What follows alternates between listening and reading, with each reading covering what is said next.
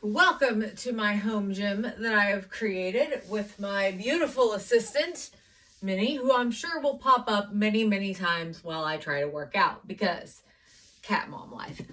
Anyway, today I want to do a quick 10-minute what can we do for our core. So, starting out, let's talk about why core matters. We are not working our core to get a six-pack. We are not working our core to get our summer body or our beach body ready. Okay? Know that because it's not about the aesthetic, it's about what it's doing, right? Our core is super important because our core, oh, Minnie, our core is where our stability comes from. So we want to make sure that we're working our core for stability and also for pain relief. A stronger core eliminates or at least greatly reduces a lot of back pain. I've seen that firsthand whenever I've had a lot of back pain, which you guys know I've had a lot of back issues. And I focus in on my core, my back pain's better. So that's what we're going to do today. The other thing about our core is, do you realize there's actually multiple things happening in your core? There's multiple muscle groups, so we want to make sure to hit them all. This might sound a little gross, but this is a really easy way to remember what is your core. If you cut off your arms, cut off your head, and cut off your legs, whatever's left is your core. Okay? A lot of times we think of core as just the six-pack. It's not. There's a lot. And there's actually multiple muscle groups that go into that six-pack area as well. So I'm going to show you my favorite sequence to do for the core that is going to target all, well, maybe not all, but most of the muscle groups that are involved in your core. And you can do this however you want. I'm going to do it as an accelerator because I've been liking those lately, where I do 5 of each, 4 of each, 3, 2, 1. You can do it however you want. You can start at 10. You can just do 5 over and over and over again, not decelerate down. You can do this however you want, but these are the movements, and we're going to talk through how they look best, if Minnie will let me. So, equipment today, all I have is my yoga mat. So, first of all, we're going to be flat on our back. Make sure I'm where I need to be.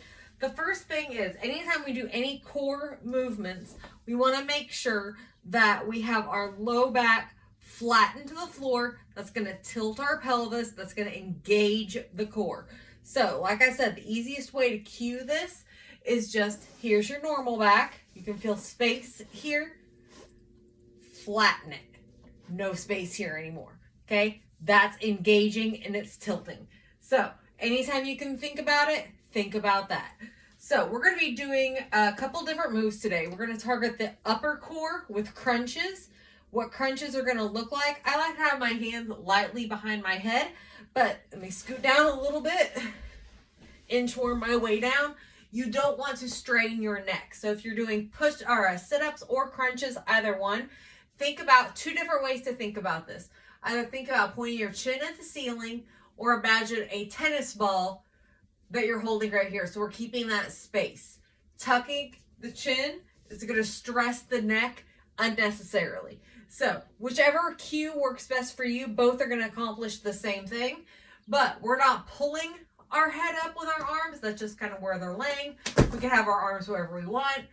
Make sure you're pointing that chin up or you have that tennis ball.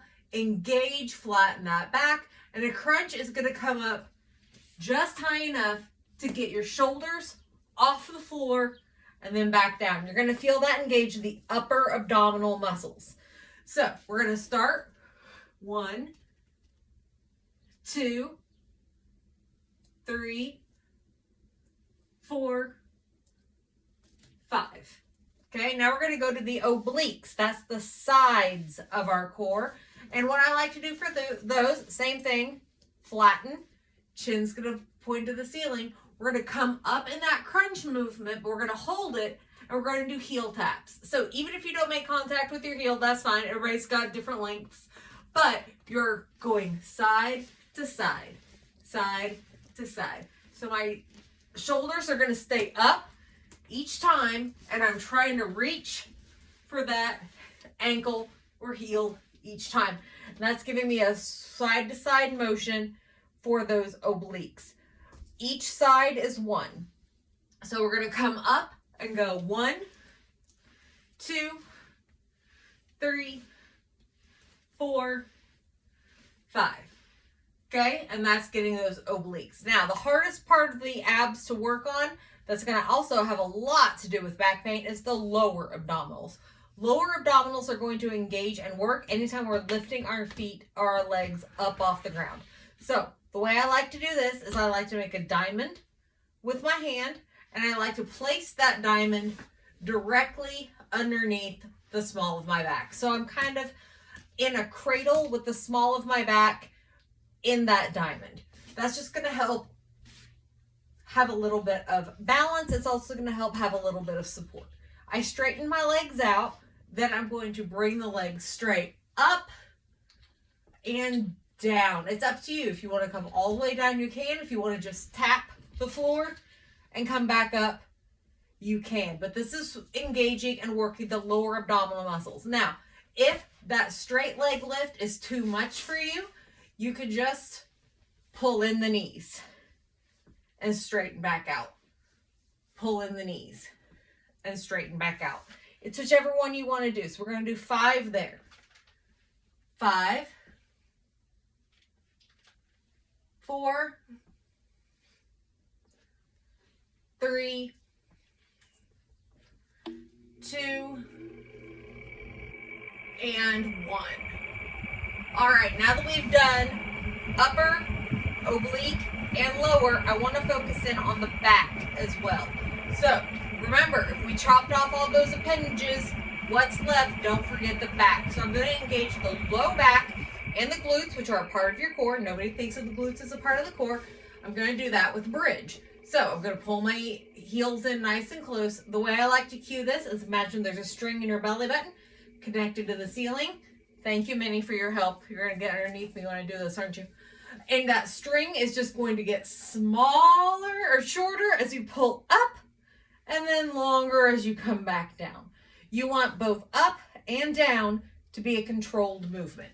So, pulling up, 1, 2, 3, 4, 5. Then we're just going to start over, and I'm going to go through the rest of them pretty quick now that I've gone through the form on each. So we're going to go crunch, heel tap, leg lift, bridge. Okay, I'm going to go down to 4 now. 4, 3, 2, 1.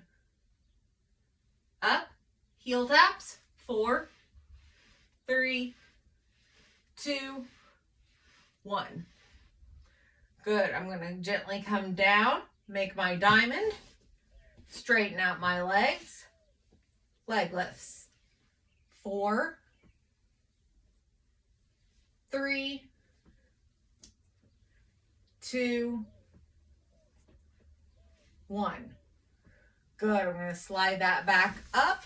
I'm going to bring my arms out. I'm going to go to that bridge. 4, 3, 2,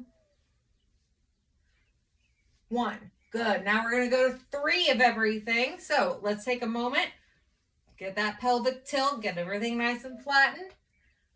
3, 2, 1. Keep that flat. 3, 2, 1. And down. Diamond.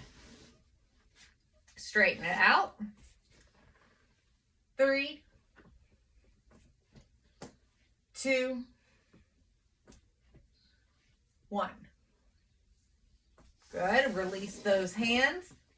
Bring those heels in close to the hips. 3, 2, 1. Now to 2 of each thing. We're not in a hurry, so don't speed up. Quality over quantity. 1, 2. 1, 2,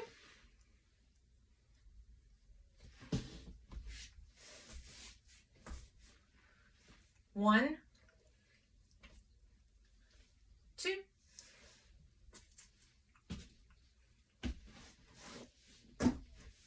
1, 2. One of each. 1 crunch, 1 heel tap, 1 leg lift, and 1 bridge. And that's it. So you can customize that however it works for you with whatever time you have. So like I said, I did an accelerator from 5, but you are welcome to do whatever works for you and whatever works with your body and whatever works with what time you have. Remember, a little is better than nothing. So whatever works for you, start at 5, start at 10, do 5 over and over for a timer, whatever you want. But that sequence is going to work all of the muscles in your core and some back and glutes as well. Thanks for joining us